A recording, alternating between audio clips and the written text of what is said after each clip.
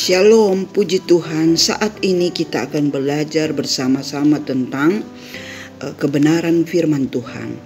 Di dalam 1 Petrus 4 ayat yang ke-7 saya berikan judul di sana, hidup orang Kristen. Dan saya akan baca ayat ini. Kesudahan segala sesuatu sudah dekat. Karena itu, kuasailah dirimu dan jadilah tenang, supaya kamu dapat berdoa. Saudara-saudara di dalam kasih Tuhan Yesus Kristus, di akhir dari zaman ini kita akan melihat banyak orang Kristen yang tidak hidup dalam kebenaran. Itu sebabnya Rasul Petrus mengingatkan agar sebagai orang yang percaya kita memiliki pola hidup ilahi sesuai dengan firman Tuhan. Di dalam 1 Petrus 4 ayat yang ke-7 sampai 11 dijelaskan tentang bagaimana orang percaya seharusnya memiliki kehidupan yang memuliakan Tuhan. Kehidupan yang memuliakan Tuhan didasari dengan sikap hati yang benar di hadapan Tuhan.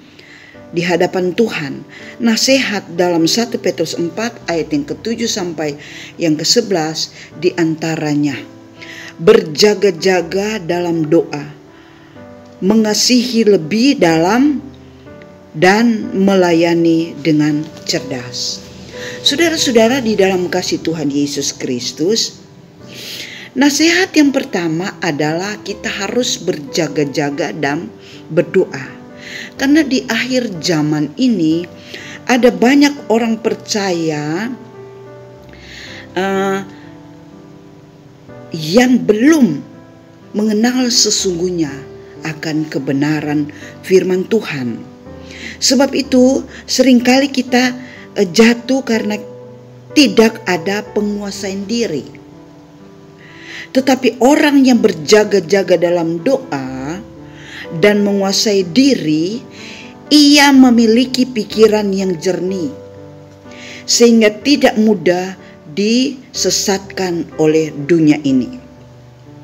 Dengan pikiran yang jernih, seorang dapat berdoa, memohon kepada Allah, dan ia percaya Allah sanggup menolong sehingga dia tidak panik dan tidak gagal. Ya, dalam hidup berjaga-jaga kita harus senantiasa memiliki hubungan yang dekat dengan Tuhan melalui apa? Melalui doa.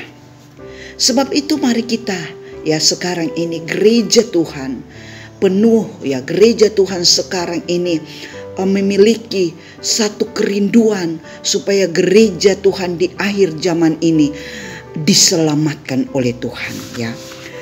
Biarlah pada saat ini kita boleh melihat bahwa kemajuan besar terjadi di mana-mana pun saja, tetapi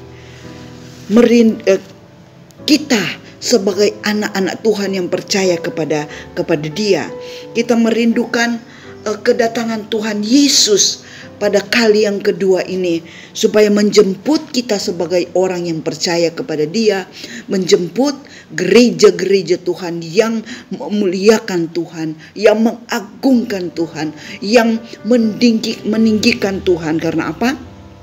Kita tahu bersama saat ini ada banyak orang terjerumus dengan hal-hal yang tidak disukai oleh Tuhan. Sebab itu firman Tuhan datang kepada kita. Kesudahan segala sesuatu sudah dekat.